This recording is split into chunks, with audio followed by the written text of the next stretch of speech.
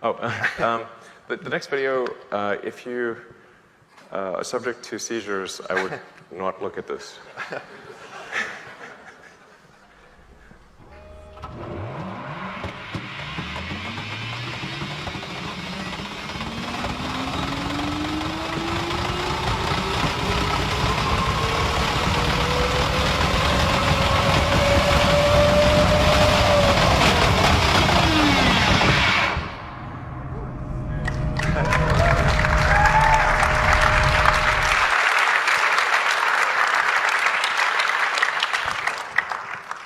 So that was a video of a test pod ride that we did in the Hyperloop tunnel. So we have like a roughly 0.8 mile vacuum tube at just by SpaceX.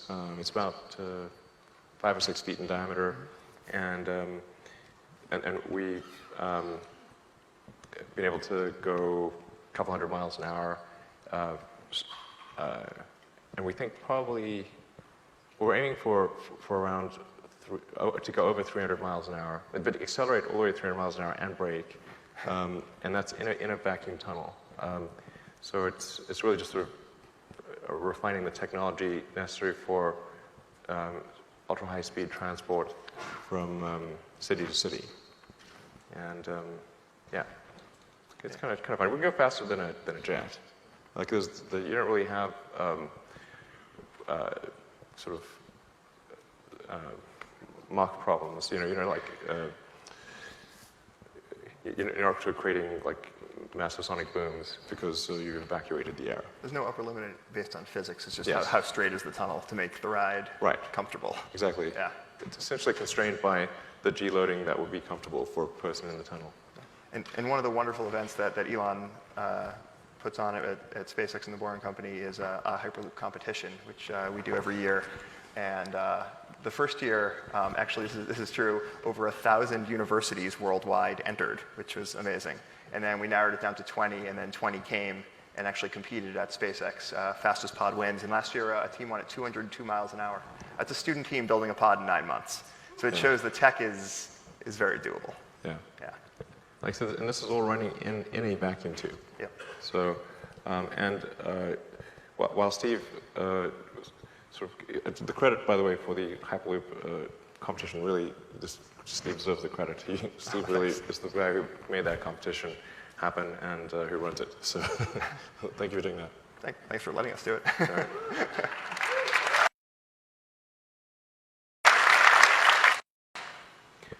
All right, so what we're aiming for with this tunnel is a north-south tunnel parallel to the 405, and it's really intended to learn more about what it takes to build a tunnel on the sort of north-south geology of Los Angeles. Los Angeles is like New York is for like plays. If you can build a tunnel in If you can succeed in building tunnels here, man, because we've got seismic, we've got the water table, you've got like very complicated utilities everywhere. Yeah, utilities everywhere. So it's a very very complex thing, and we have an east-west tunnel that's almost completed in Hawthorne that's parallel to the 105. So we have an east-west kind of research or test tunnel, and we think it would be good to have a north-south one as well. So we're going to have a good cross-section of the geology in LA.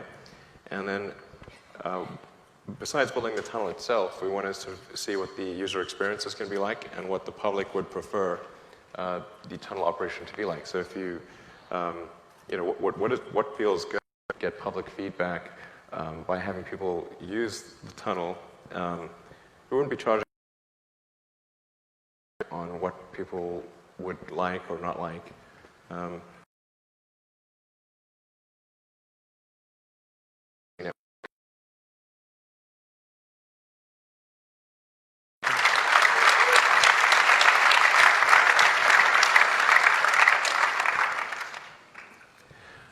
Yeah, so the people may be wondering, like, well, how is this going to affect me? And the important thing is that there'll be no street closures. We're not tunneling beneath any homes or businesses. If anyone can detect that we're digging a tunnel, we'd be glad to hire them because they have some very impressive detection equipment. Literally, walking on the surface creates more vibration than the tunnel boring machine. It's really quite difficult to detect when a tunnel is being dug. Yeah, and it's important. Like with this test tunnel, the community, and it's our goal. And if we ever don't, please let us know that nobody knows we're there, because it's really important that if we want to build very long tunnels from LA to San Fran, it's important to be an amazing neighbor, and that you don't disturb anyone. So this is, in our mind. You won't hear us, you won't see us, you won't feel us, you won't even know we even exist. The only way you'll know we exist is the fact that there are trucks on the road, and that was what the haul route hearing had been.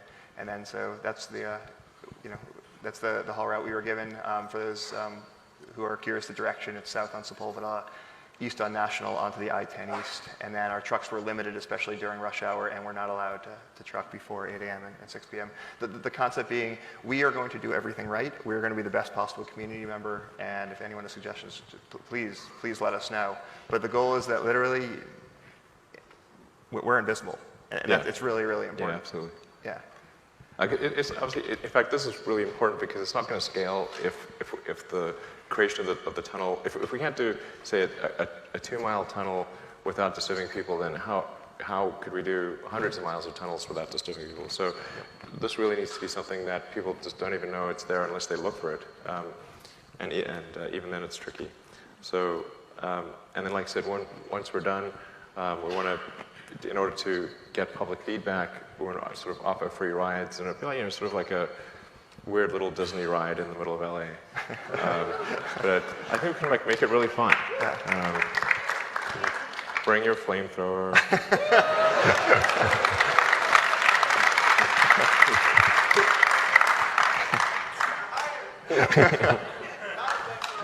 Yeah.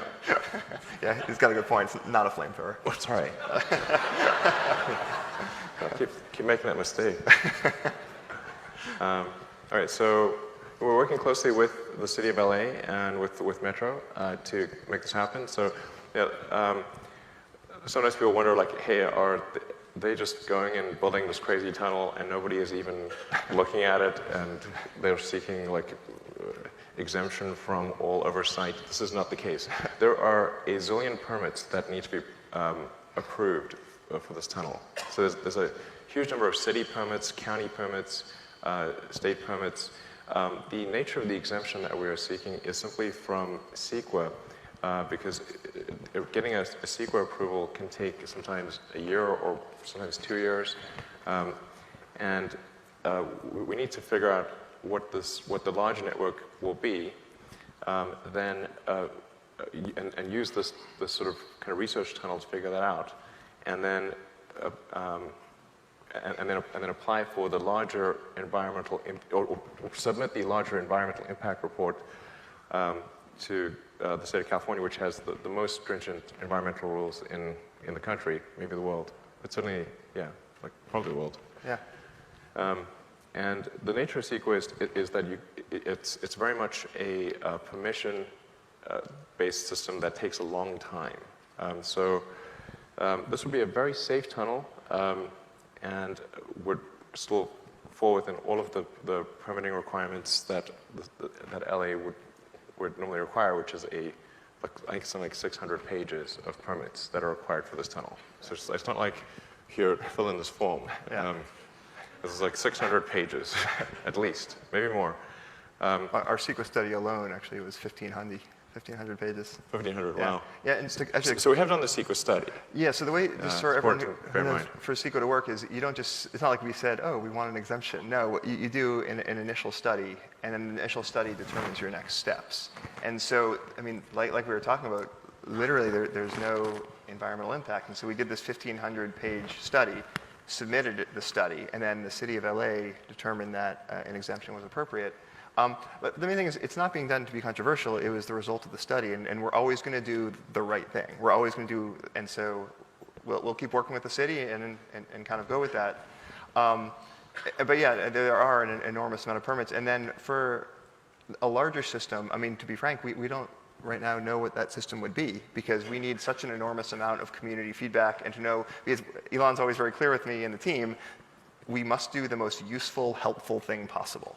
And I don't think we yet know what that correct alignment is yet, and we can't wait to get feedback on what it is. And then, yeah, then we go through a full EIR and go for it. But right now, you know, the goal is really that test tunnel. And then with the Metro has been wonderful, and our goal is to complement the Metro as much as possible. One thing we do talk about is, you know, and this is just us, is that, you know, the Purple line's amazing, the Expo line's amazing.